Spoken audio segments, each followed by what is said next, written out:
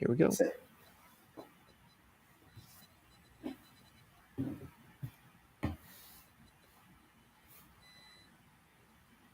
Maybe. Here we go. Cool. I'm all set. And recording. Welcome everyone to Flyover Footy. We got a fun show for you tonight. Just 3 of us on hand tonight. It's been a good run of 5 guys a few times in a row, but we got Matt Baker and Stu Holden here tonight. Matt, how's it going, man? You've had you're 3 drinks in, bud. What's your night been like? Oh, it's a wild week. It's a wild night. I'm supposed to be in Colorado right now. I was supposed to have a nice long vacation that the St. Louis weather decided to cancel on me. So instead of going on vacation, we've decided to potty train our 2-year-old this week.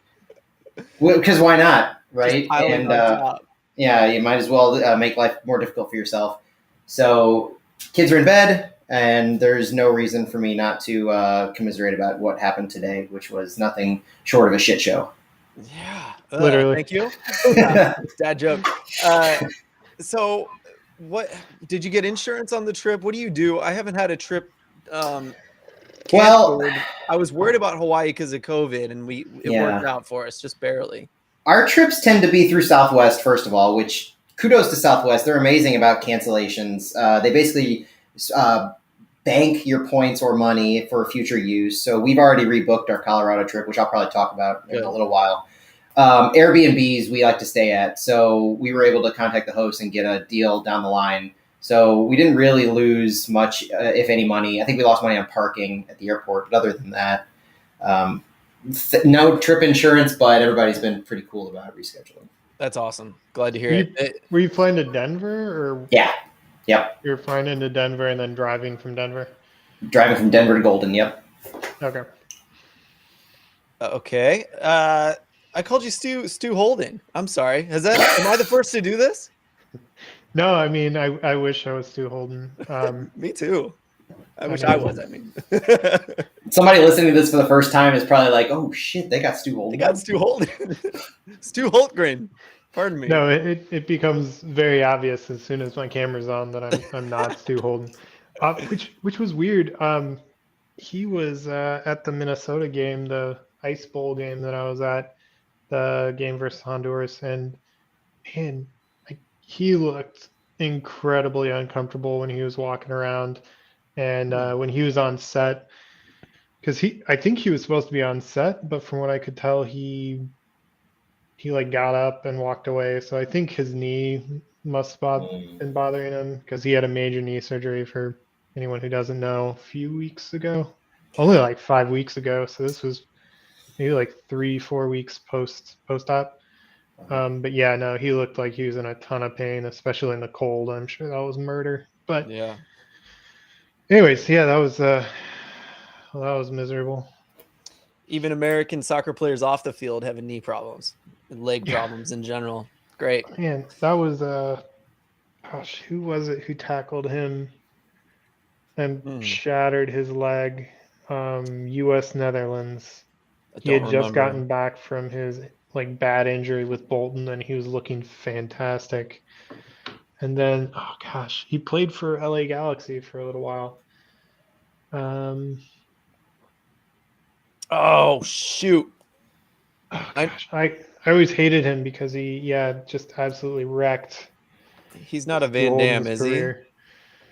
No, he's not. I know who you're talking about. Maybe. Anyway, we should move on. I'm sorry. I won't think of a name. I'm the worst at that. But let's move on to some St. Louis things. We've got a lot to talk about tonight. This is going to be a really fun show, actually. And that's going to be a massive bummer at the end. But we're going to save it for the end. And you guys can log off after that. Stick around for the lowlights. Yeah, exactly. But we're going to start with the fun one. MLS Next Pro Schedule was released. And 2 dates stick out, right? Like we get the very first ever MLS Next Pro game here in St. Louis against the only other one that can compete in the Open Cup, is the way I'm going to say that. Rockford, is that right? No. What is their name? Rochester, New York FC. Yeah, great name, guys. Let's start with you, Matt. Let's get more exact details from you, and I'll stop talking now. Well, so they had the countdown 2 days ago to the schedule drop. We've all been wondering. We knew that the rosters lock on around the 18th or so. So this morning, you saw teams start dropping their individual schedules. I saw Minnesota. I saw, I think, Miami. And then ours came out. And to me, the first game is summed up by the MLS Next Pro president, Charles Alchek's comments.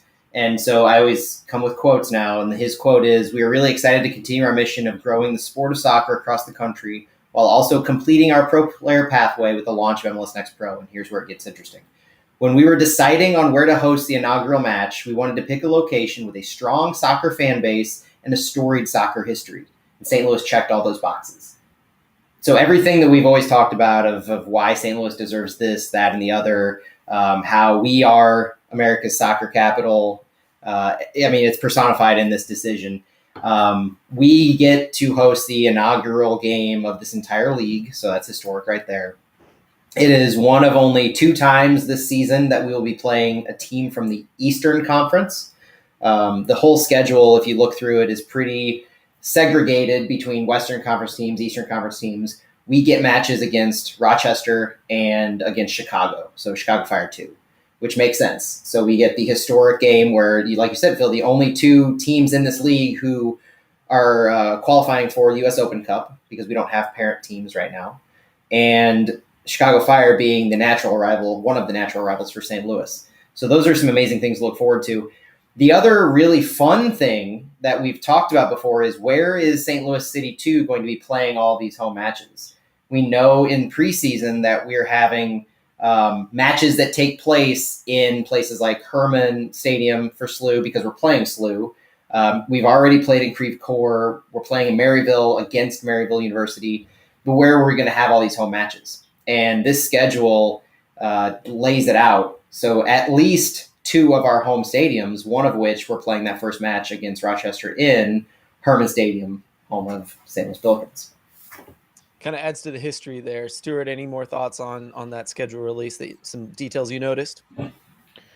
Well, one thing that I'm on the website right now, one thing that if anyone out there is with MLS, listening to this for whatever reason, they need to add a filter option by club on the schedule, because it's just kind of, it's all right, but it could be much improved with a filter option, because otherwise you have to go through each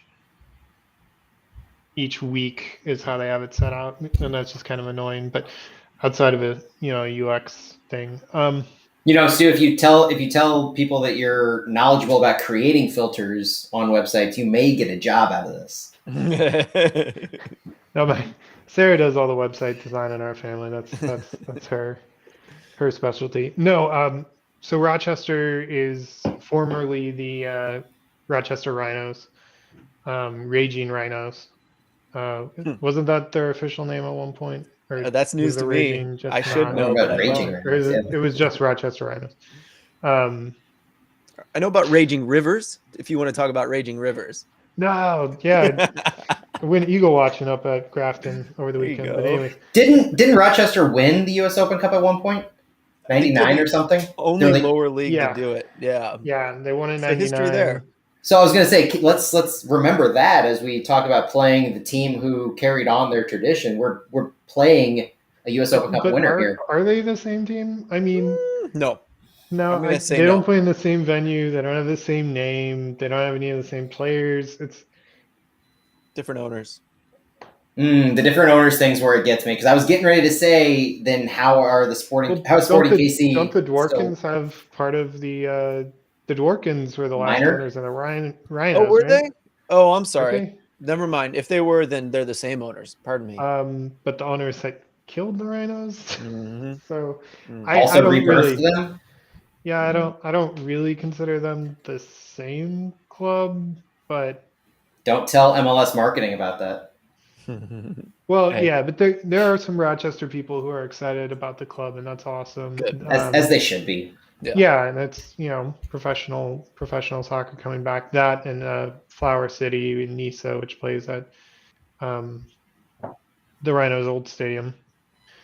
So no, Rochester is the exciting one for me that obviously noticed first because it's the first game. But I do know that they will have at least a couple traveling fans who are flying in for that, so that'll be fun. I mean, I think someone else mentioned that Fort Lauderdale changed their name officially to Inter Miami 2, which seemed kind Huge, of pointless, but huge bummer. um, they had the name right for what city they played in, actually. So Yeah. that was an improvement over, Inter Miami, but whatever. Uh, no, just so many. There's a lot of I going to mean, be a lot of fun games here. you could go down the list here and find some fun things in just about every single one of these. Besides the fact that it's almost like a preview of what's going to happen in 2023. The Sporting Kansas City games stand out. And the thing that's, I mean, honestly, a bummer, but also kind of fun about it is Sporting Kansas City announced that their 2 team is playing in Lawrence, Kansas and I hate these words coming out of my mouth, but Rock Chalk Park, which as a Mizzou alum, it kills me to even say those words. Yeah, it's cringe. But it's an extra hour out of our drive. So I was planning on making the trip up there, hoping on an outside hope that it'd be at Children's Mercy, but having that extra hour drive to Lawrence kind of stinks. But I get why they're doing it. It's good for their surrounding community. Zions Bank Stadium is where Salt Lake. Well, they call it opponent Salt Lake City, but I would assume it's still the Real Monarchs, right? Yeah, it is. Okay. Portland doesn't give their stadium name, so there's still some ambiguity in where some of these teams are going to play at. And the funny thing, so Stu, you mentioned the MLS Next site. I'm looking at the city website. There's even some discrepancies there, and so we could. I mean, the first one that stood out because I'm planning. I rebooked my trip to Colorado, which we rebooked this morning. The schedule was released about 2 hours later. I get to go to that first away match in Colorado. Wow. On the city side, it's listed as University of Denver. On the MLS Next Pro side, it was listed as TBC. So I guess to be considered or something like that. But there's a discrepancy in some of these locations between the teams that release their schedules and the league. I guess that kind of lead. Do you want to talk about where that last game might be? Well, yeah. Let's just jump to it because this is the most fun part of this, in my opinion. Yeah. So when they released the schedule this morning, several people noticed right away that 5 matches were going to be at Herman and 6 at Ralph Court because Portland was listed as an away match incorrectly.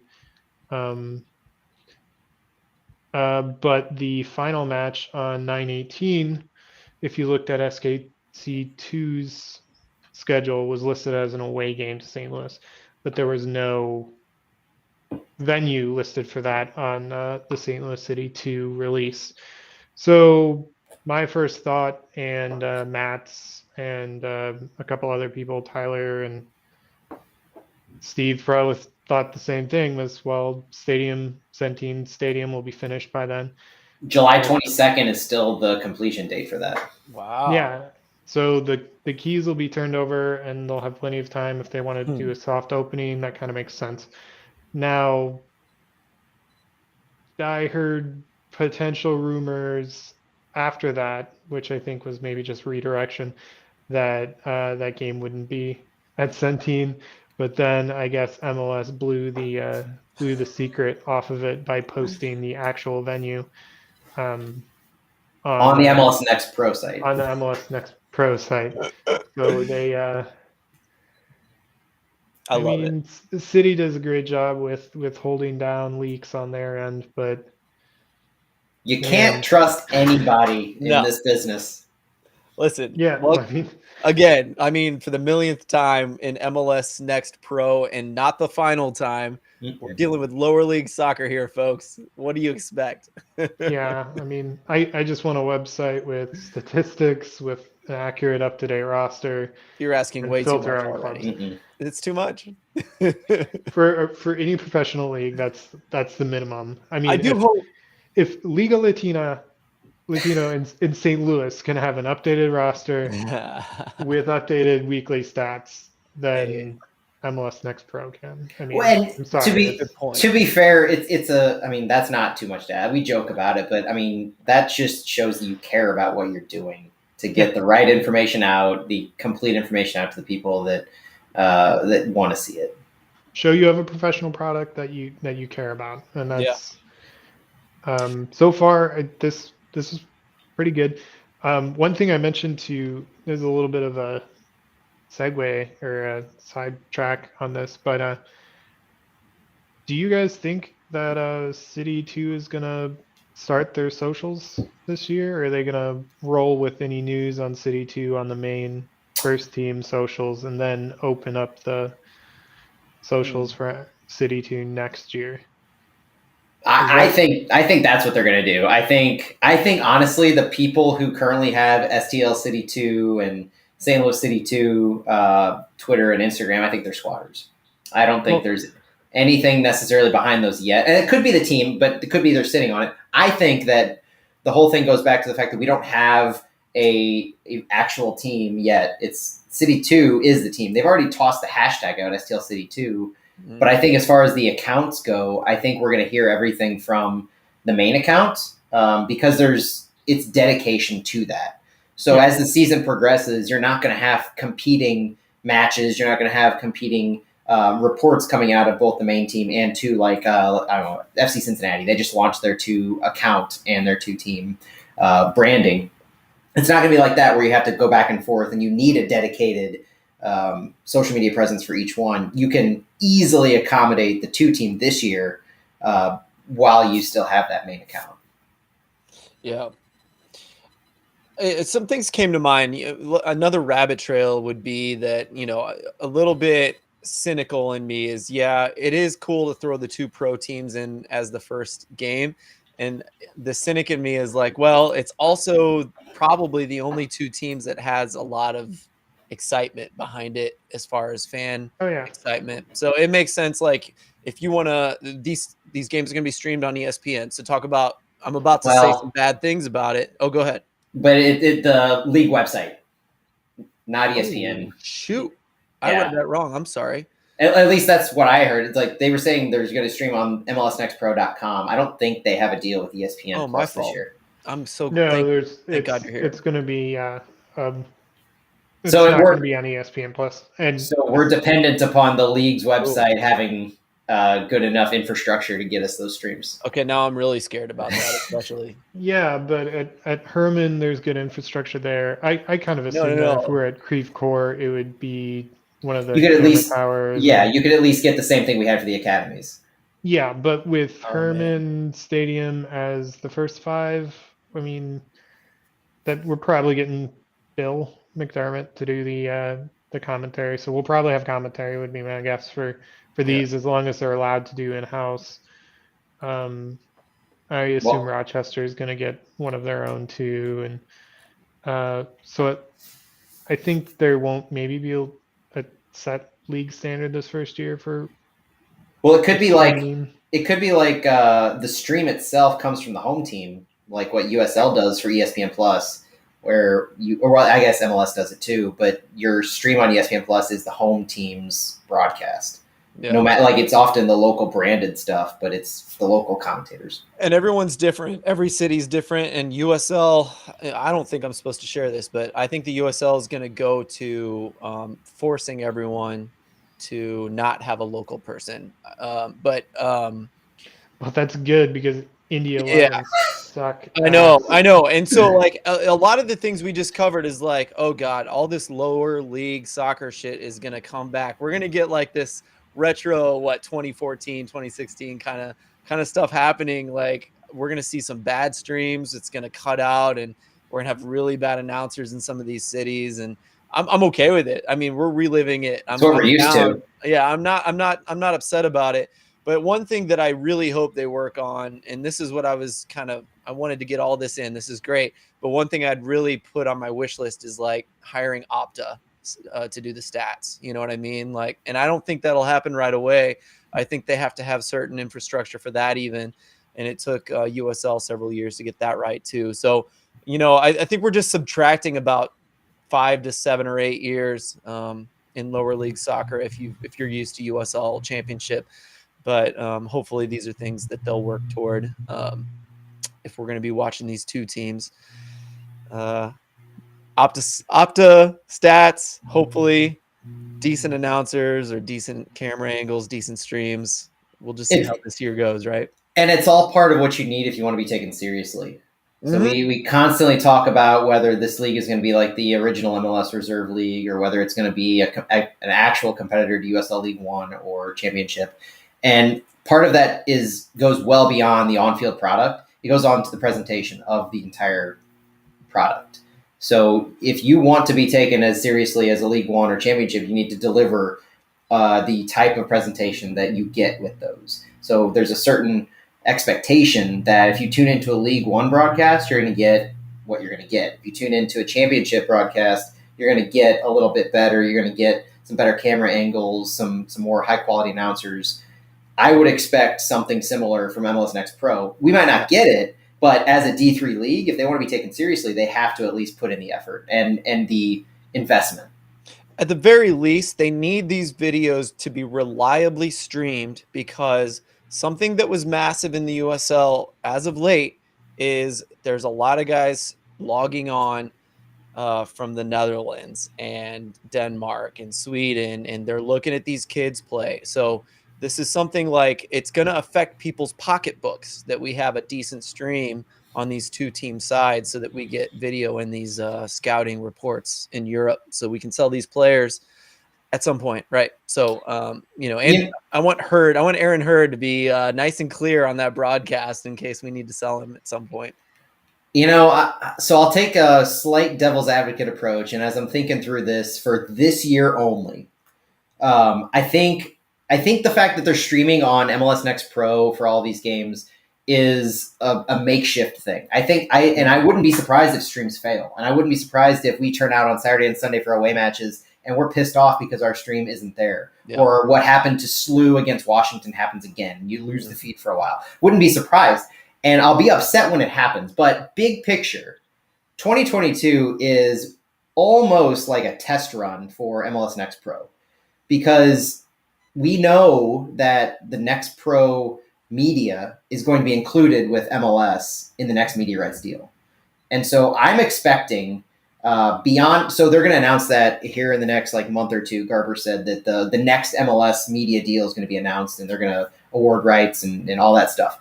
MLS Next Pro is a part of that. So 2023 and beyond, we may be looking at Paramount Plus streaming. We may be looking at ESPN Plus streaming, Peacock, something like that, where the Next Pro League is going to be bundled with MLS, regional, local, national, all that. It's all going to be one package. While the games themselves might not be as important, big picture, they're still live sporting events that you can package and increase the value of your bundle, and that's what they're doing. So we're going to get some, to your point, Phil, some potentially shitty website streams this year. I don't doubt it. Yeah. But keeping in mind that 2023 and beyond, we're going to get probably a streaming deal alongside everything else that has the better infrastructure, the capabilities, and the actual, like, you open an app, you don't have to log into a website and figure out how to watch that. Yep. And I will, if I may, Angel's advocate your devil's advocacy, and say that test run is a very nice way to say that. But you did just say shit show, so to be fair, you covered it. and I fully anticipate to be one of those people who, if I don't get my stream, I'm going to be pissed. Same. I'm going to tag MLS Next Pro. Yeah. I'm going to tag Garber. I'm going to tag all these people who are responsible for the fact that I can't watch my team play this year. That's right. That's right. Well, and we're going to care worse than my Kuju. That's true. Ooh. That's true. That's I mean, it can, but shot across the bow at Nisa there. There you go. And CONCACAF. Well, FC Cincy too. Yeah, had him for a year. Oh God, I forgot. Didn't DC United have him also? A few people did. Yes. Well, my Kuju was the Fire and Ice had those for a while. Wasn't there another stream that FC Cincinnati had that first year? Yeah, it was my Kuju. Oh my God, that was a disaster. But DC United also had him. I mean, for Fire and Ice, I mean, it's kind of, they're not breaking the bank for what kind of streaming they're going to get. So Yeah, I appreciate that Lindsay's just getting any stream out there absolutely. that we can enjoy Fire and Ice with. But yeah, it might be rough, but it kind of sucks because this is going to be the year that at least most St. Louis fans are going to care the most about this team. So Yes. um, That's why we're going to be. That's why we're going to be the ones who are vocalizing this. We're probably not going to see a whole lot of pushback if streams fail by these other teams because they have their first team to watch and they are barely caring about their two teams as it is. It's going to be us. It's going to be Rochester that really carries the banner on this one. Yeah, and yeah. Oh, go ahead, Stuart. Well, it's going to be really, really interesting how Rochester responds. There is a chance that the home opener against Rochester is the highest attended MLS Next Pro match of the season. For real. Though I expect there's probably going to be some interesting marketing attempts to get butts in seats, like maybe a bunch of school kids get bussed in, or free tickets, prize night for Tacoma Defiance or Sounders season ticket holders or something. I don't know, but here's a question for you guys though, and I was super interested when this came to mind this morning. Do you think that first City 2 match at Herman is going to break the record for number of attendees that was at St. Louis FC? No, not even close. No. I will say that I was surprised. I should have saved this as a segue. I was surprised at how many people were there last Saturday. I really was. But still, it's not enough for that kind of a number, in my opinion. We'll see. I mean, that number would be... Is it like 6,000, 6,500 maybe? 60, over 7, yeah, right? 65, 66. Are we counting Open Cup? Yeah. Yeah, and I think... So the one got against... over 7. I think the estimates were low on that one, but I remember that. I think the official number was 6,600, something like that. Okay. Fire game, I think, was 6,100. Oh, okay. Or maybe that was the Riverhounds game the first season. Well, the highest. So this past season, the new attendance record at Herman was 6,815. And that was for the NCAA match. Mm-hmm. Yeah, and that was low. I was there. There was definitely more than that. Right. And that's what we were talking about at the time. But so I'm thinking if they sell out and they would have to push it beyond, I always go back to the fact that there's the long-standing conversation of, and I don't really want to get into this, but there's a long-standing conversation of St. Louis FC could have built up the fan base to get to MLS and all the things that have happened since then. And so knowing that we have City 2 this year, knowing that we had the Academy this past fall, and knowing that we're getting the D3 league this year, it came across my mind, could we have more attendance at this first game than we did at average or the most St. Louis FC? I'm just going to say no, only because it's clear that this league's not going to be very professional. And I really think that USL Championship, by the end of it, had a good product. And I feel like the roster that we had, yeah, they're second division players, but we had a few of the best second division players in the league. There are a lot of guys getting a lot of accolades now in USL Championship after St. Louis FC died. So, and I just don't like. I feel like we're St. Louis Scott Gallagher plus right now with this kind of roster that we have, and we have some lottery tickets, and we have Yarrow, who's really class. But like I don't think it's the same. I don't think it's something that people are going to come out for. I think it's still like I look at this podcast and I think, boy, this is like a bunch of nerdy people probably listen to this podcast. That's how I feel about the crowd that's going to show up at that first game. See, I think the opposite.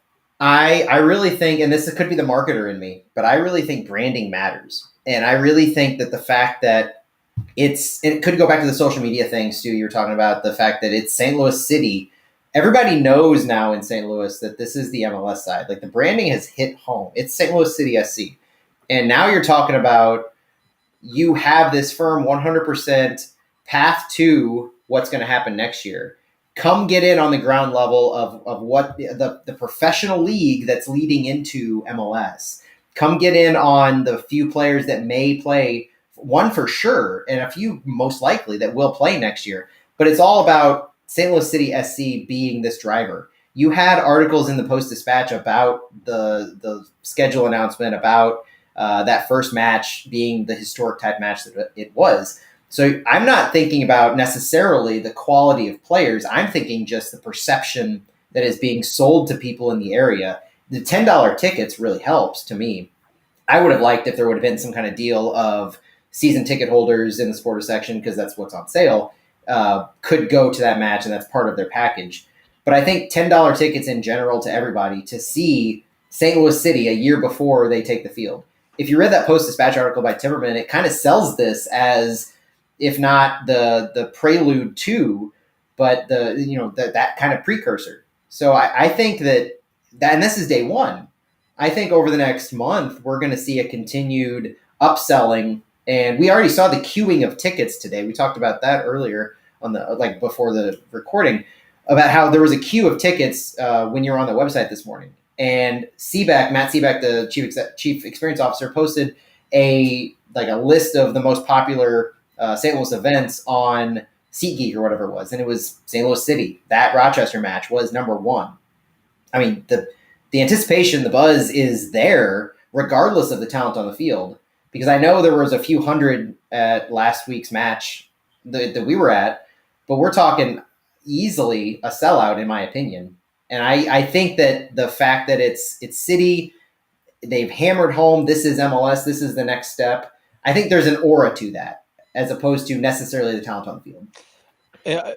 I wanted to say that I first of all, St. Louis can pull through on this, Matt. So I'm not gonna totally throw water on this completely, but I will also say that I have felt that way about St. Louis FC for every year of its existence, where I think every year I go to the games, I love it so much, and I'm like, people are going to figure this out. And we get the Timmerman articles, and every year I think it's going to happen. To be fair, the Open Cup games are lit, right? So maybe you're right, but I will throw water on it in that I always feel like it's so special, everything we have in these lower league games, and just St. Louis doesn't come out for it. But they supported SLU last year. It's possible. I cut you off though, Stuart. What were you going to say? I was just gonna say I do think there will be a really good crowd. So I'm with Matt on that, but I don't know if they hit 6,600. I mean, that's a big number. It's a Friday also,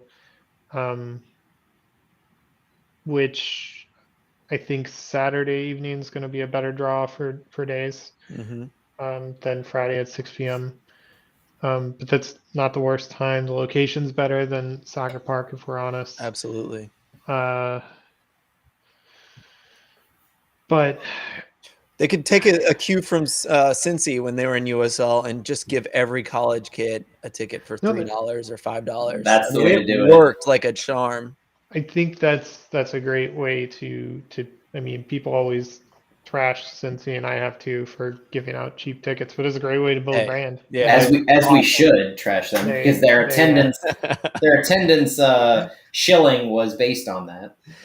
I want to make sure I get this in here.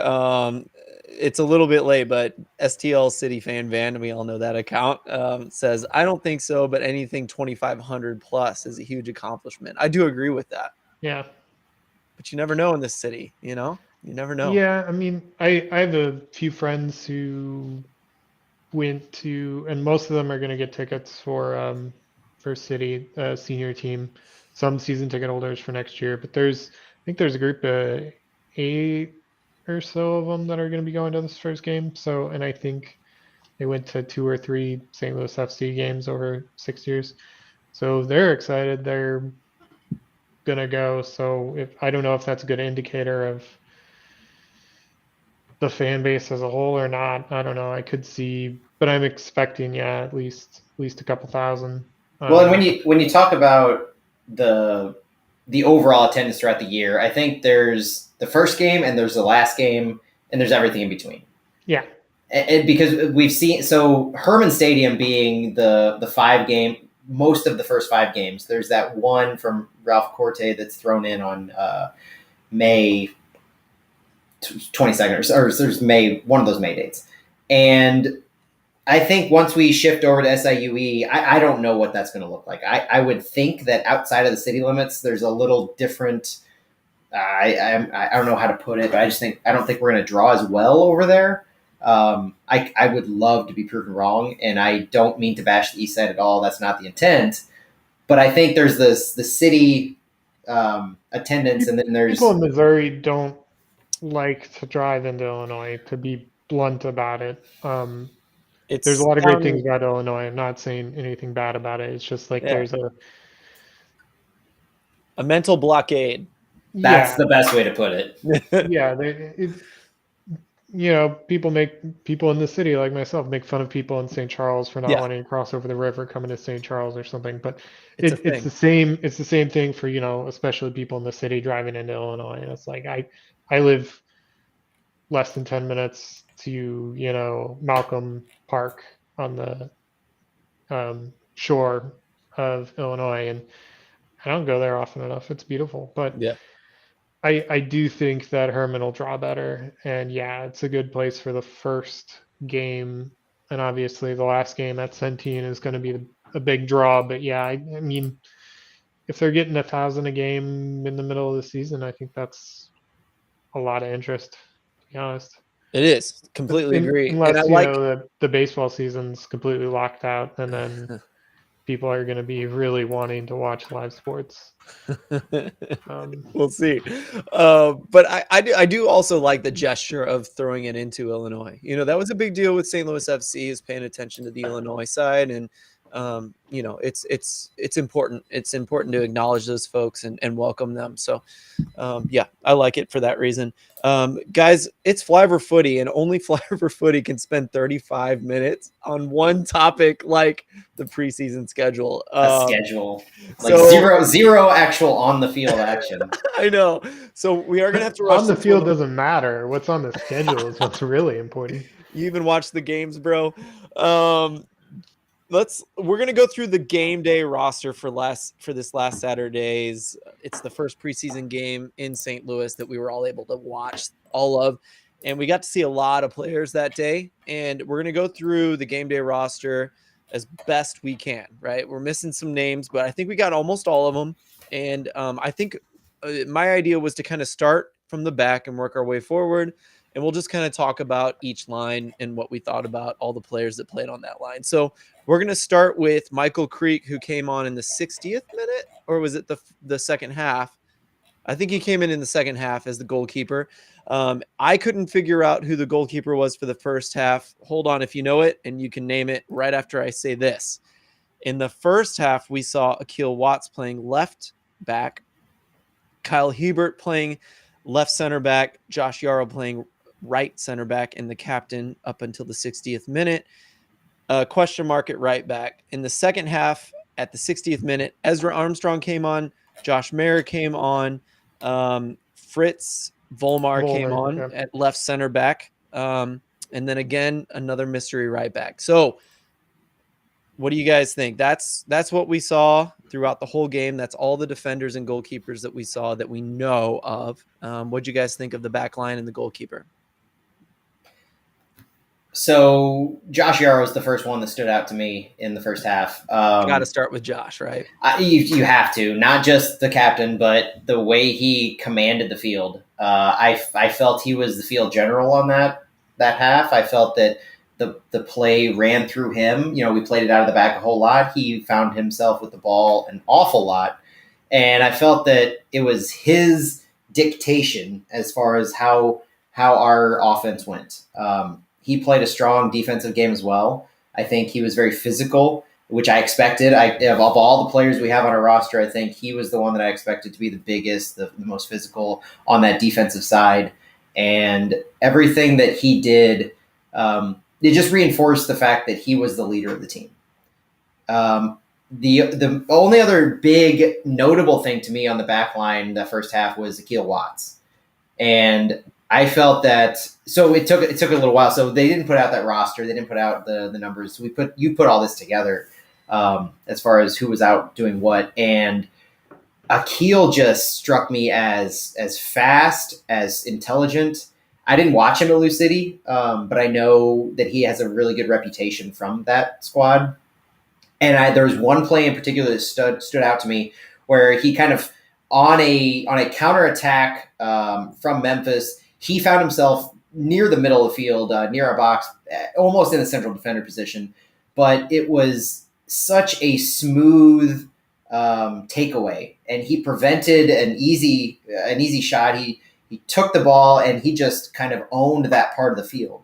And so it was that awareness and just the way that he was able to read what the offense was going to do with the ball. I kept thinking about how our defensive strategy when we lose the ball is to counter press. And that to me was they had pushed the ball so far up the field towards us that he basically made himself that line of defense where he was going to make a play or we were going to get scored on. And he made a play. So Akil Watts was one of my players of that half. I really feel like we could have been down by more than one if it wasn't for him on that play.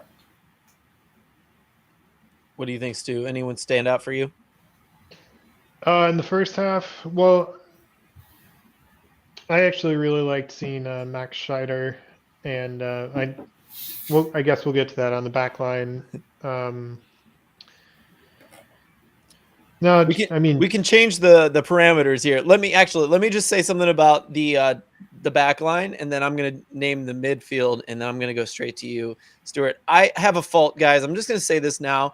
Sometimes I want too much structure in these podcasts, so I apologize if it's too structured. But here we are. I'm going to talk about just a couple little things. Double what you said about Akil Watts. Ezra Armstrong, who came in the 60th minute, took the armband from Josh Yarrow. And that dude, in a similar way that Akil Watts was very responsible in the back while still getting forward, Ezra Armstrong was the same thing, but he's left-footed. He's a natural left back. Akil Watts is a natural right back who I watched at Lou City fill in as a center mid. So it's like spatial awareness at the wazoo. But Ezra Armstrong is like meant to be on the flank. He combined well with the left winger, which is Celio Pompeu Martins, who we will talk about in a minute.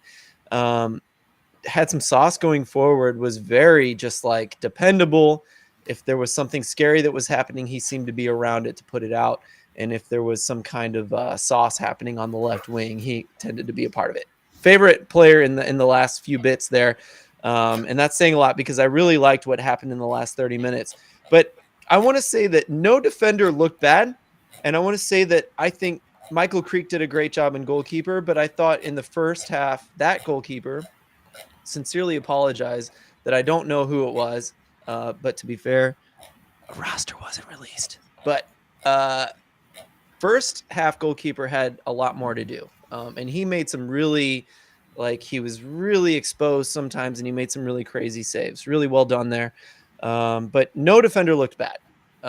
Young kids, Hebert, Volmar, Mayer, Yarrow, all of them did a good job. And I get the feeling about the back line, especially, that Hackworth, we didn't see the swarm in the first half like we were accustomed to with the academy.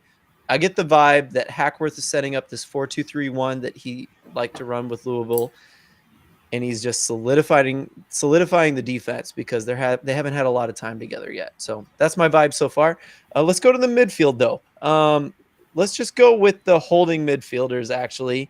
Palazzolo and Schneider were in my opinion, the double pivots in defensive midfielders for the first 60 minutes. And then Jack Wagner and Lucinin were the double pivot for the second or the 60-minute and on.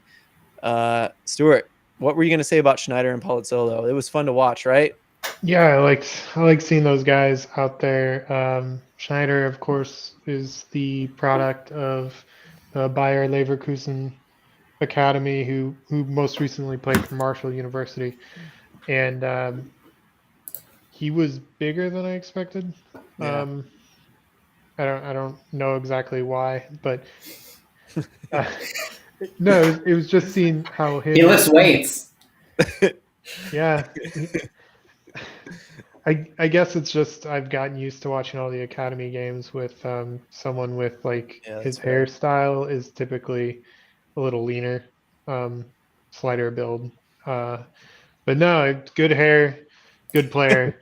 Uh, I like the way he connected and worked with AJ. I mean, a lot of my thoughts about the play filter through my expectations are this is preseason, and even for most of the season, it's not going to be a finished product. It's going to be pretty rough around the edges, and I Yeah. think there was a fair amount of that. But I really liked the way on right wing in the first half how Juan Kuzain looked, and Juan's put on a little bit more muscle than last time I saw him. So it was good to see him back in St. Louis. Yeah, Wagner looked good. Lucian looked really good, and I'm glad he's going to be part of this club too, even though he's not officially on the roster as we figured that out. But Phil, I think you were the one who talked to his parents, right? Yeah. Yeah. So I'm actually just saw a tweet that came up from Jeremiah Oshan from Seattle. He's at the CCL match, but he got his hands on a competition handbook for MLS Next Pro. So there were a couple interesting things. He had 4 bullet points. So I'll just go through them real quick if I can break the Please. structure This for is a good second. stuff. First of all, there's no ties in MLS Next Pro. If the score is tied after regulation, they'll settle it from a spot What? with the winner getting an extra point. Yes. What? Two I 2 love point it. total. Let's go. I don't know if they're testing this out for MLS or That's it's gotta be just, what it is. They're all about this testing Oh my new shit. gosh. Oh, let's go. so there's a winner's point, and I guess there's going to be maybe a loser's point. It's like hockey OT. You get 2 points or Yeah. something, maybe. I don't know. I don't know can't if wait there'll for be a the loser's point. 3 versus 3. That would be fun. Yeah. They do it under U5 style, and they bring the field into like 20 feet across with 3v3. Yeah. Third point was, or second point was tucking in shirt is mandatory, which Oh my gosh. weird, whatever. What? Like a bunch of Kieran Tierney's running around here. Yeah, Yeah. we got 55-year-old dads telling everyone to tuck their shirts in. I love it. Well, someone responded that might be an MLS rule to begin with, so maybe they're just applying it to MLS Next Pro. I don't know. If it is, someone didn't get the memo. Yeah. Third handbook rule is, unlike in MLS, first tiebreaker is head to head. Wins, goal differential, goals scored for, and disciplinary points are the next 3. Wait, say those again. Say those 3. So if you're tied with another team in the standings, then you're head to head. It determines who's on top. But what's next? Wins, goal differential, goals scored, and disciplinary points. Wins over goal differential. Okay. Yep. So that plays into the first thing you said, because there's going to be that different way to determine an actual winner if it's tied at the end of the game. Yeah. Huh. And the fourth point is the league reserves the right to implement a MLS Next Pro anthem that may be required to be played at any and all league matches, which is dorky shit, but gosh. but we all do love the Champions League. Yeah. CONCACAF Champions League. I'm watching the Sounders game on this. I mean, they've got the same thing where you have to go to the midfield and you have to wait for the anthem to play. So by the time we get to midseason or something, we could have a Hans Zimmer type anthem played for this league. I'm here for it. Let's go. That sounds awesome. Doesn't it? It feels like there's not a committee for this. It feels like one man is making these rules. It feels like one guy has these pet things that he really cares about. He's like, wait, we're going to do an anthem like the Champions League. That's You need to tuck your shirt in. You will all tuck your shirts in and you will stand in midfield during my anthem, and then we can play the game. And there will be no ties. No ties, sir. You had me with like the first and the third one where it was like actual competition type things. Like you have to get a winner and it's going to be this cool way. And I was like, all right, that's cool. Let's figure that out. And it's going to be the tiebreaker. All right, that seems like it might be okay. And then you got that second, third, like tucking in and the anthem. I feel like there's two separate people and they had two separate agendas when they came with those. Stuart, I appreciate you interrupting our roster review with the best part of the show. This is good stuff here. That was, anything else? No, it was only those 4, so I don't know if there's anything further that's in that handbook. And I hope he's not pulling my leg here, but Jeremiah is usually pretty good on that. So, yeah. We have gotten, to be fair, we have gotten a few bits of info on the league and MLS from him. Jeremiah from the Sounders at Heart, right? On SB Nation. Yeah. Nice. Yeah, he's good people. Absolutely. Did you guys ever figure out who was on the left wing in the first half? Yeah, that was Akil Watts, right? No. Well, left back. Left back. Oh, left wing. Left wing was Carson Gibbs, if I'm not mistaken, or one of the Gibbs brothers, but I think it was Carson. Which that would make sense because I was wondering. Riley Gibbs is the other one on the roster, and I was wondering. Jack, we saw in the second half. Carson, if you remember, they announced Carson Gibbs and Jack Wagner at the same time as training with the academy before MLS Next Pro. And so I honestly had no idea how either of them were able to be on this roster coming from Gallagher and Fort Zumwalt. But Carson Gibbs makes sense to see. There was a handful of folks that we didn't see at all. Mostly amateurs, but I found it interesting that we didn't see, at least to my knowledge, we didn't see Aaron Hurd. We didn't see Anthony Faupel. Those are the two that stood out to me. We did see Fritz Vollmer, right, in the second half. Yeah. He was one of the center back subs. Yeah. Those are the two that stood out, Aaron Hurd and Anthony Faupel, because Nathan Ferguson was the sub in the second half up front for Josh Dolan. But I don't know that game to me kind of was, there was a very intentional, in the first half, we're giving more or less our pros an opportunity. We're going to put our I don't want to say number ones out there, but that's kind of what it seemed like it was. And then the second half, you had mostly the academy subs with a couple of players that I fully feel will slide into quote unquote first team City 2 players. Ezra Armstrong was very front and center in that conversation. Where when I was looking at a full season roster and starting 11, I fully had Ezra Armstrong slotted in at that left back position and Akil Watts at right back, which I still think is very, like what you were saying, Phil, earlier, is where his position is. I still think you're looking at an Ezra Armstrong, Josh Yarrow, Kyle Hebert, Akil Watts back line. Unless you're going to have one of the amateurs slot in and kind of take that position. But it reinforced to me a lot that the pros, the professional contracted players, are really going to take front and center stage in this league. And I think that there's going to continue to be more opportunity. And we're all basing this off of the first preseason match, so fully aware of that. But as these next few preseason matches develop, I'm going to be looking forward to who gets playing time, especially in the first half, because that seems to be in the preseason where we're going to see our top line players.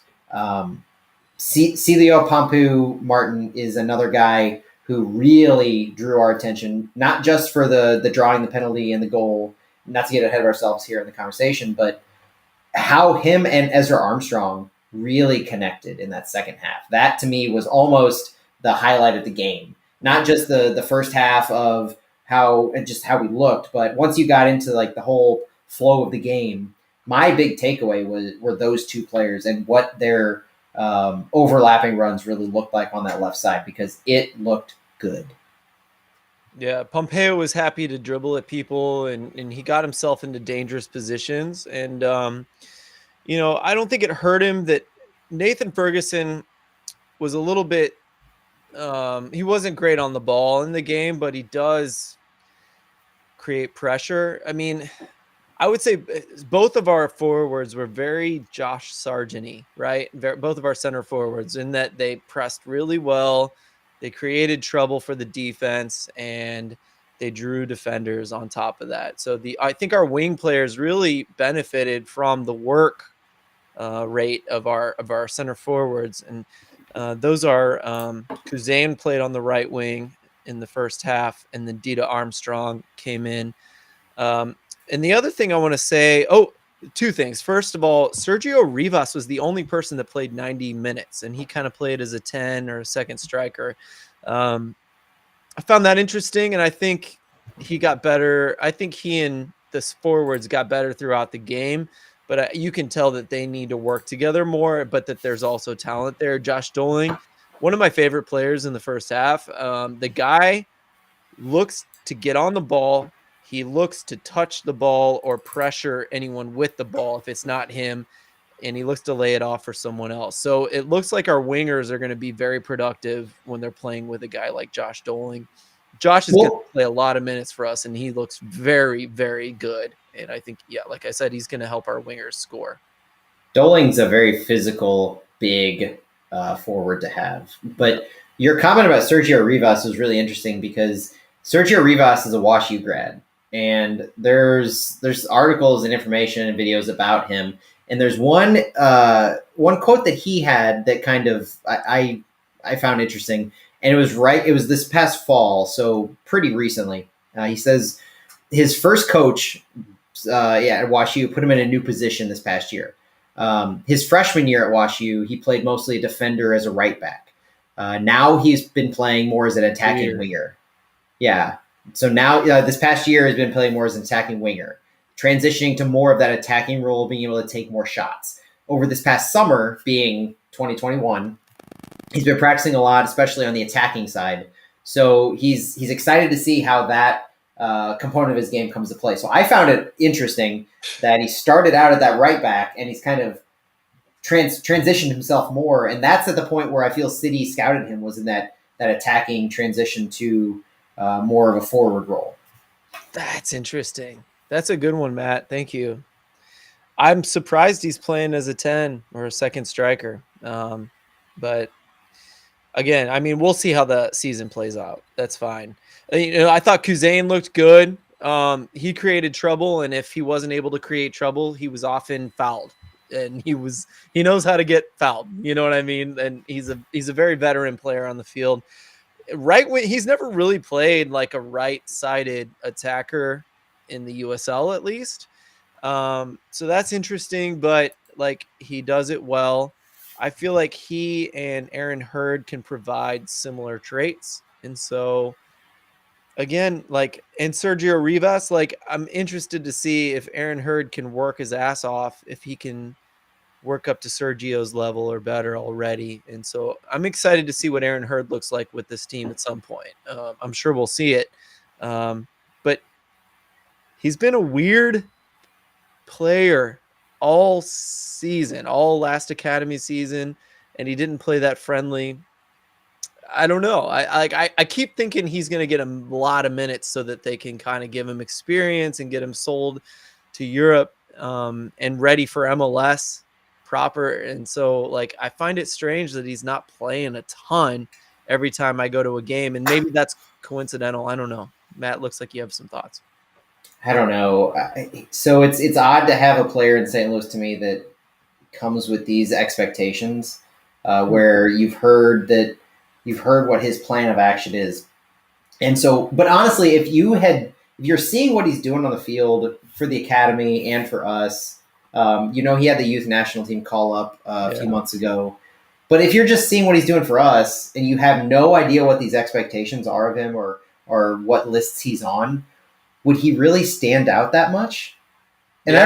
I don't mean anything negative by that. It's just, I don't know. I have trouble reconciling in some ways what we're seeing of him in the academy performance-wise to City 2 so early in preseason, and I can't stress that enough. It's super early, so these are probably way too early predictions or conversations. But I'm looking for him to more or less be that City signing Leverkusen transfer that we've heard of, and that's not from us. That's national writers who are saying that's what the plan is. Yeah. So Stephen Goff, who was the first person who mentioned that. So I'm coming into reviewing him and watching him and seeing what he does with those expectations. I think that and this juxtaposed against the things that we know he's done, like the Golden Boot in a youth CONCACAF tournament. Like he's clearly has the talent. I'm waiting to be able to be excited to see him in a City jersey do these things. That's all that I'm really coming at this from, is that he can do whatever he's going to do for the youth national team. He can do whatever he's going to do for Leverkusen down the line. But I'm super excited as a City fan to see what he's going to do for us in that jersey. And I don't know that he's gotten the full opportunity to really shine in the position that he feels comfortable in. And so I'm excited to see where he slots into City 2, and not just him, but also others who I want to see this spring. If they're on the City 2 amateur roster, does that mean they're not going to play for our U17s at all? Because I feel like if they're going to be more or less subs for City 2, they should be getting playing time for the academy. And that's an opportunity for us to see an Aaron Hurd or Josh Mayer or Anthony Falpel on where they're going to be. Yeah. And what they're like, making sure they get minutes and opportunities to play competitive matchups against their peers. So that could be an opportunity for us to see them if Hurd or Falpel or Mayer or anyone else doesn't slot in regularly for City 2. Yeah, and let me give you some I'm overthinking it ideas. So the reason I'm kind of confused about the Aaron Hurd situation is because we do have all these expectations and all these hopes and dreams for him, and so we expect him to kind of get some minutes for this team, and the fact that he's not getting them automatically, right? And that's what my point is. I'm overlooking into it, but the fact that he's not getting them automatically makes me ask a few questions. Is he just not following the system perfectly? And is he not defending right? Or is he clearly he's showing flashes of amazing passes and amazing shots, but is he just not doing it consistently enough? And all those things are fine. It's not even the end of the world if all of those things end up being true, or if one or two of them end up being true, because he's young, right? No big deal. That stuff will come if he is the talent level that we think he might be. So those are just questions going through my head, and I just thought I'd vocalize those. This is a podcast where we can have this stream of conversation. But I think the similar things about Ferguson versus Fapel, to be honest. So I'm thinking Ferguson, who he didn't really look like he was score goal dangerous in that game. And I wondered if Fapel might have been goal dangerous. But what is Ferguson doing that the coaches like? You know what I mean? What am I not seeing that the coaches see? And so that's happening all over the field. And these are the questions that I hope to continue to ask and continue to watch the team and have fun, debating in my own mind and with you guys on the podcast. And so those are all just things that have been going through my head. The last thing I want to say, and I'll be done, give you guys a chance to talk about the roster before we move on. But when the kids came on in the 60th minute, there was a snap. It was okay, we're going to press the hell out of you now. And we've got young legs, and that works. That works in every country in the world, right? Bringing on a bunch of young kids that are going to run their asses off against you when you're already getting tired in preseason, especially. So I loved watching that. I loved the Swarm was fun to watch in the academy. And once all the even 3 to 6 young kids came on, the Swarm started happening more naturally, and these guys know where to go. So I'm interested to see how that develops. Are the pros going to start developing that too, to where that becomes normal? Is it mostly going to be an academy thing? that's another thing I'm going to be watching for, because yeah, again, I really enjoyed watching the kids come on and the press really shining at that point. Any other thoughts about the roster before we have our final little conversation here?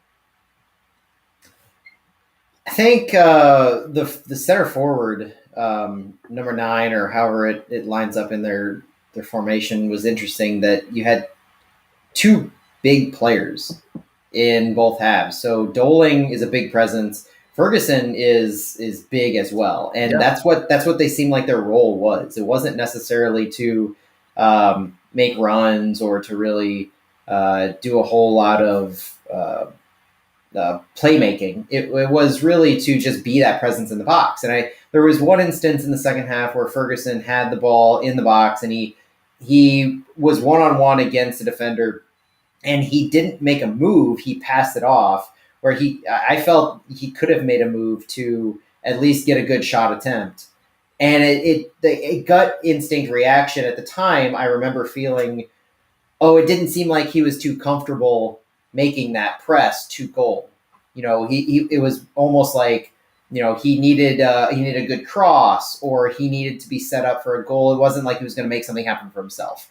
And it's probably a way too early comment on that. And in some ways, I'm still not super comfortable being critical of, academy guys or academy grads. So I'm going to have to get used to that.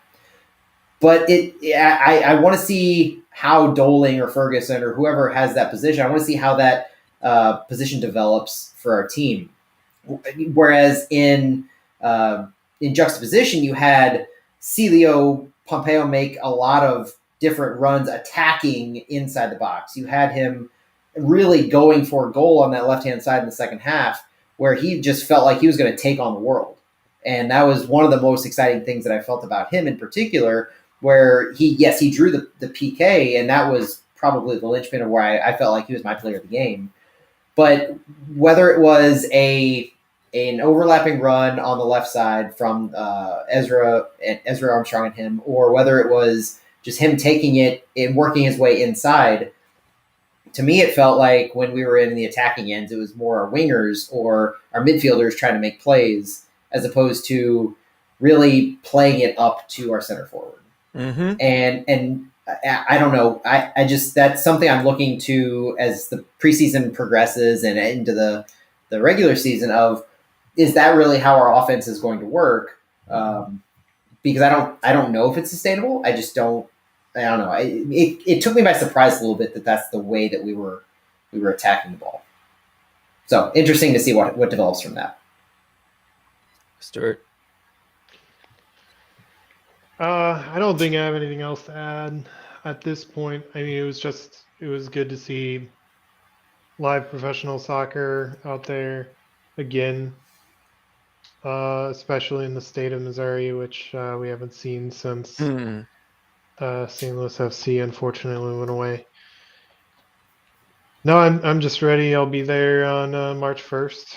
So yeah, excited to see all the preseason games, and then we have games that matter after that. So though Blue City probably matters more to me than most of the regular season games, even though it's preseason. So with you there. Win that one.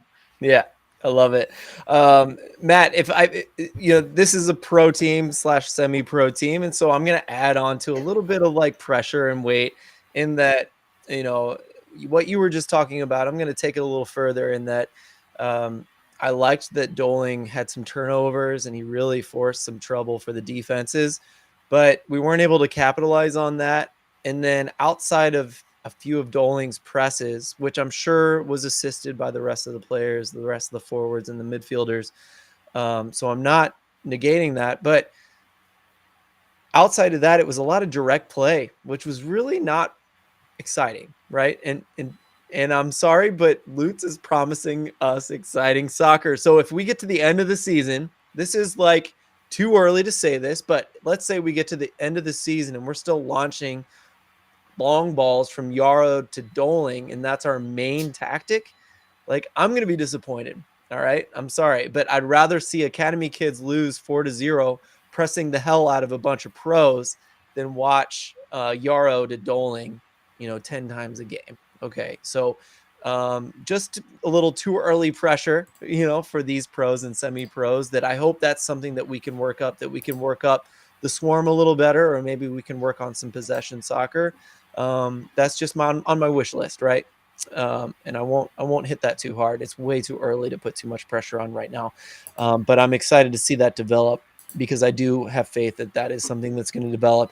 All right, let's get this over with. We don't have much time. All right, so we're not going to do long on this. 10 minutes at most, maybe 5.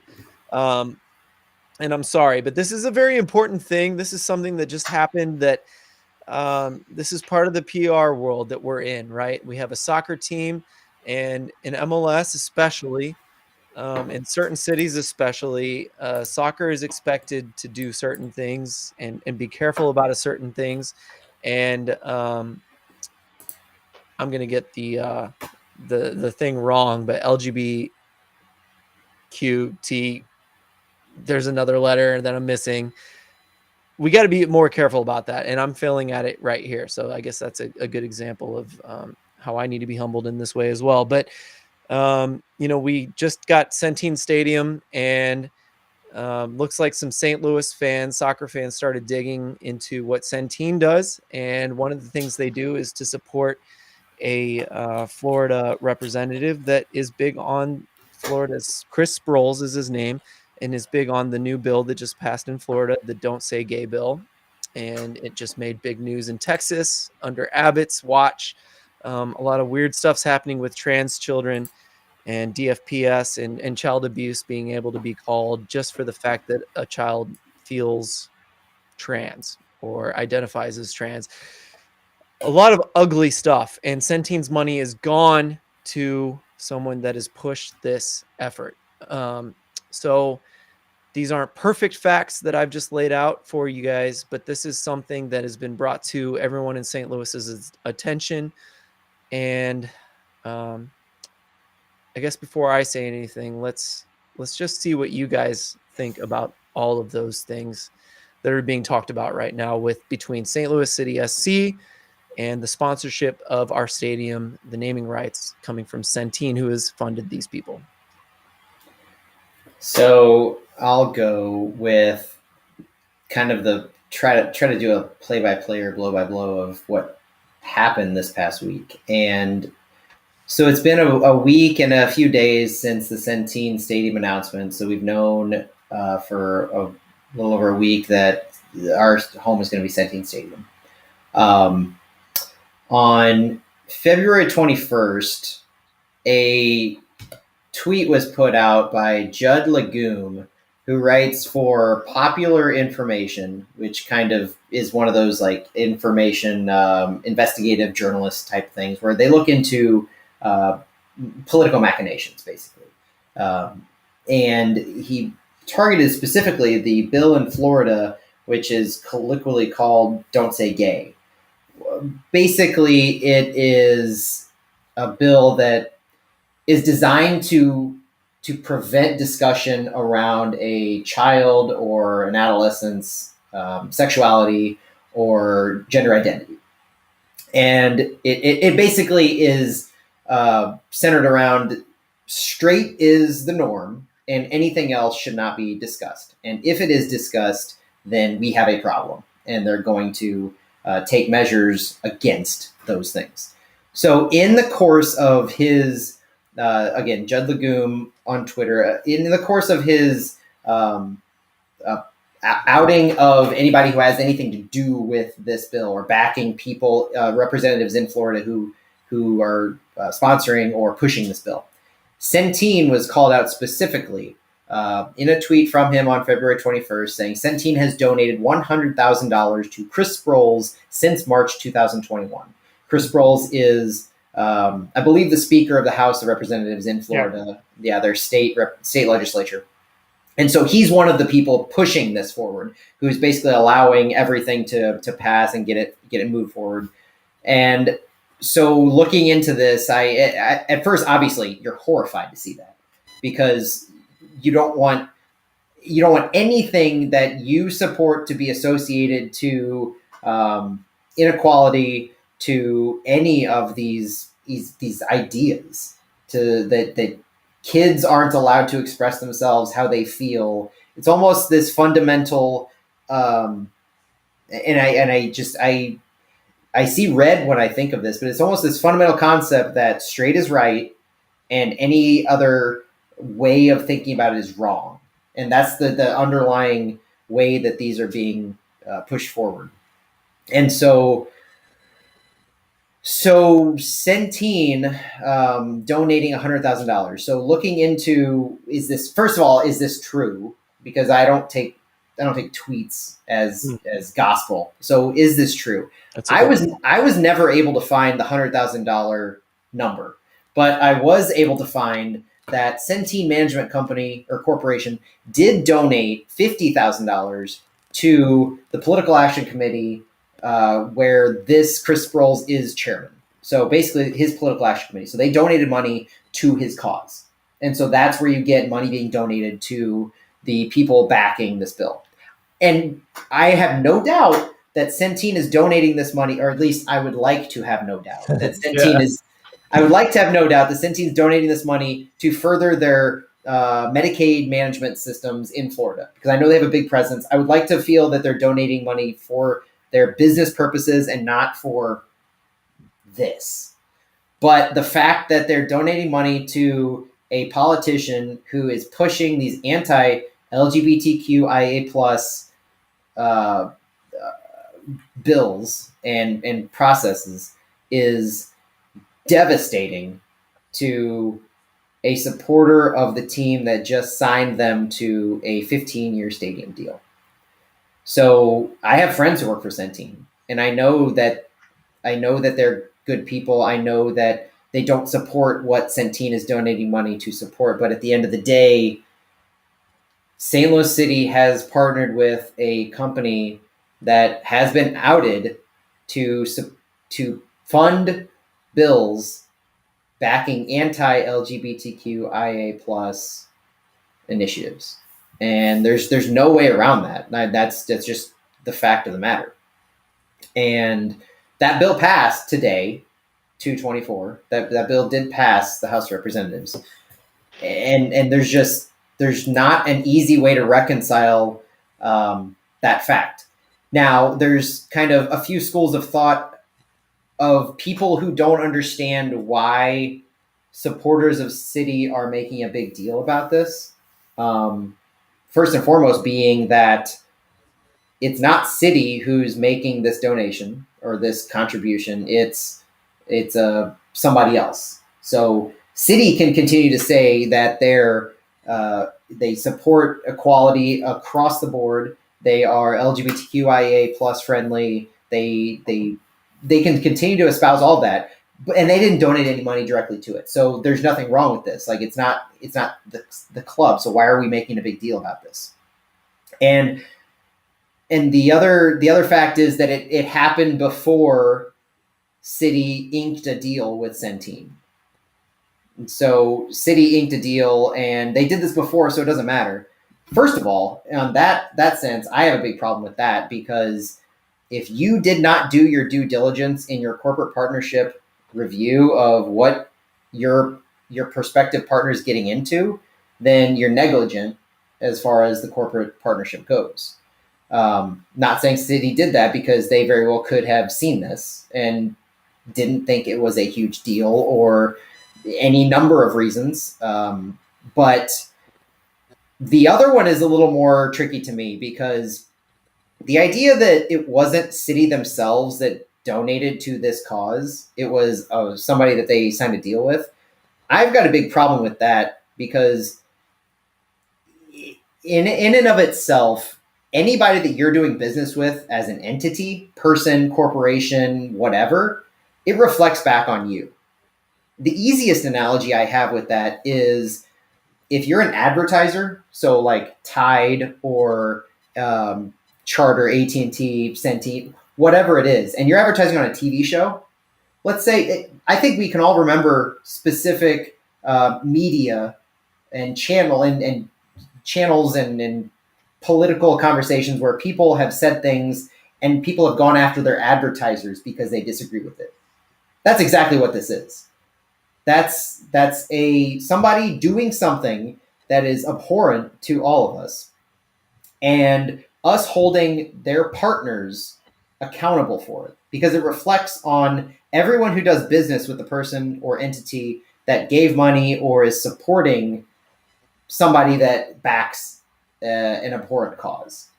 So that's why City is holding the bill. St. Louis City SC is holding the bill for actions that Centene did in 2021, because they got in bed with this company, and regardless of all the other good things, the health and wellness and the other aspects that they're good for, the local St. Louis, the things that I touted as a good thing for this deal last week before, the fact that Centene gave money to an anti-LGBT QIA plus backing politician, and City has inked a deal with Centene, the lines cross over. And yes, this reflects bad on City for inking a deal with this company. And so that's why the whole conversation of, we want City to make a statement, we want Centene to make a statement, and we're hopeful that City will say something that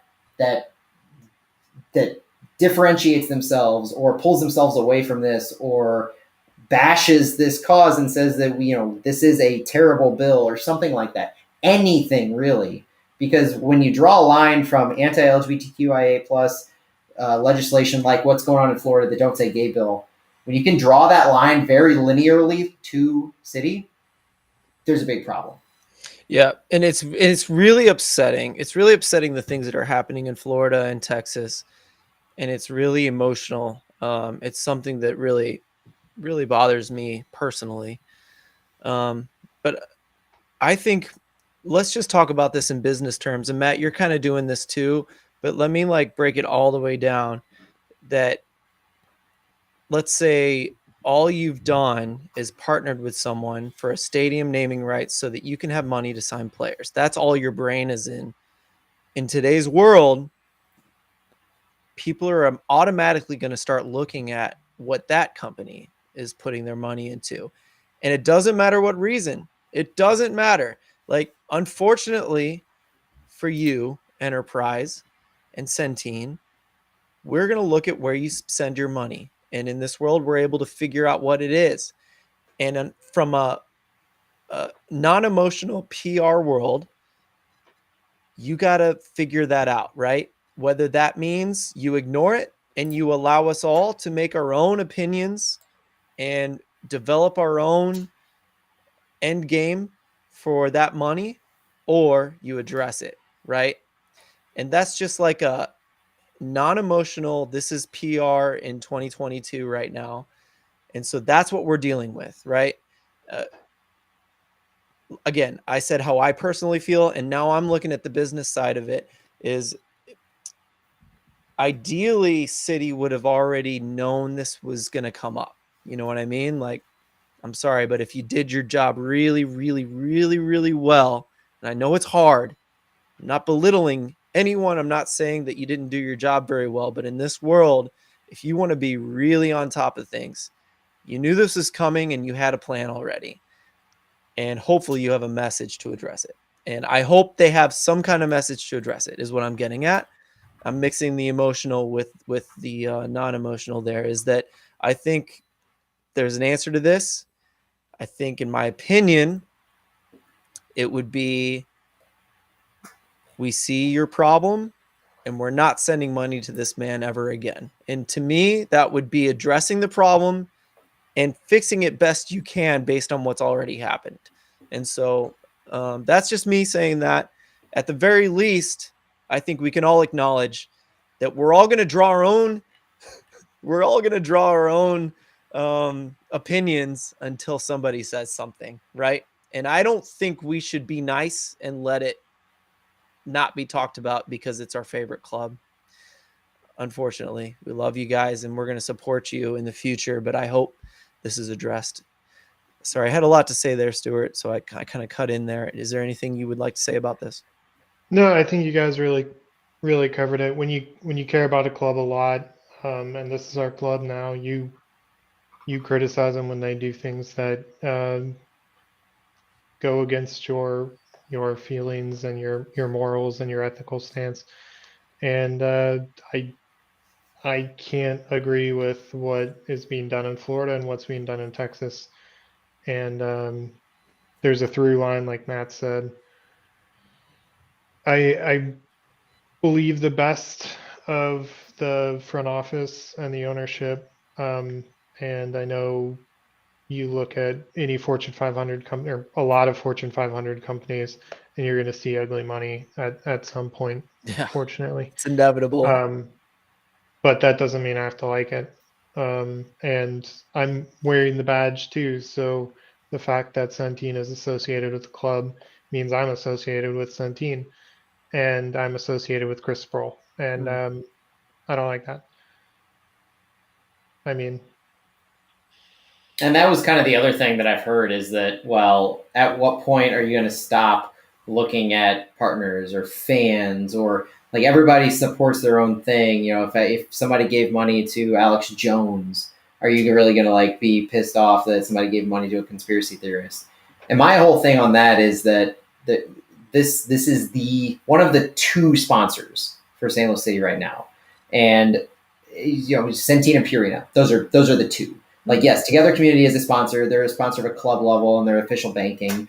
But this is the stadium. Like I can't tell you the number of times this week that I've talked about, and even today about the final game of MLS Next Pro, about it's Centene Stadium. Like it's going to be the thing you talk about, and they might have given money to a whole bunch of great causes that I perceive to be great, but the fact that there's one tie to this type of egregious bill and this devastating bill to equality and basic human rights, in my opinion, is pretty devastating. And I feel so awkward and a little uncomfortable even just having this conversation because I don't know how to not support City almost implicitly.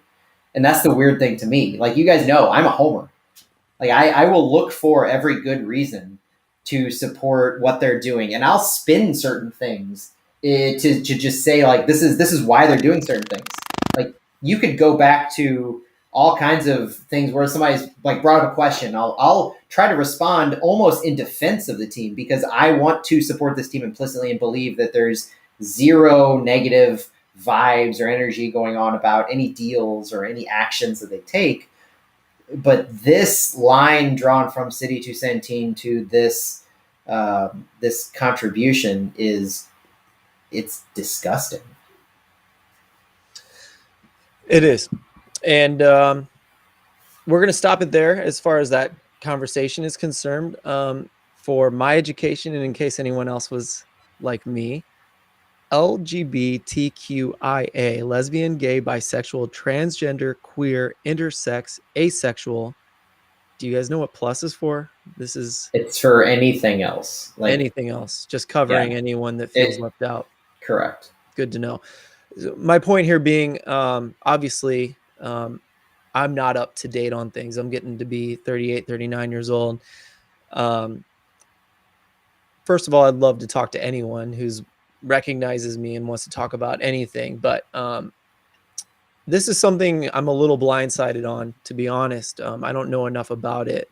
I care about it, but the fact that I didn't even know that stuff means that I'm a little bit behind, and I didn't realize it till tonight. So if anyone wants to talk about this kind of thing, wants to educate us, if we are blindsided, if we missed something tonight, even if you just want to say we're blindsided about the striker situation, like everything, please talk to us at games. Please walk up to us, introduce yourself. We'd love to talk to you. It's been so much fun. And to kind of end on a good note, Saturday was incredible. We had all 5 flyover footy guys. We got an accidentally amazing picture.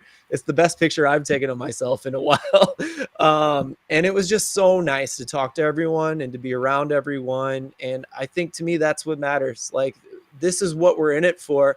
Stuart, I know you said that like you're going through withdrawal, not having a game till the 1st. And I feel you, man. I'm ready. I'm ready to like hang with everybody, have some drinks, talk soccer, and enjoy our games. So this is what I want the summer to be. This is what I want this entire year to be, is just new friendships, old friends being able to come back together and support the team that we all love. In all ways. Any last thoughts, Stuart, before we go? No, I think it's all been covered for me, at least. Thanks everyone for listening. We're here to have a good time and to talk everything through. So again, like, please come up and talk to us, introduce yourself, and we can further this game in all ways. Again, thanks for listening, and we'll be talking to you in a week or two at worst. Bye, everybody.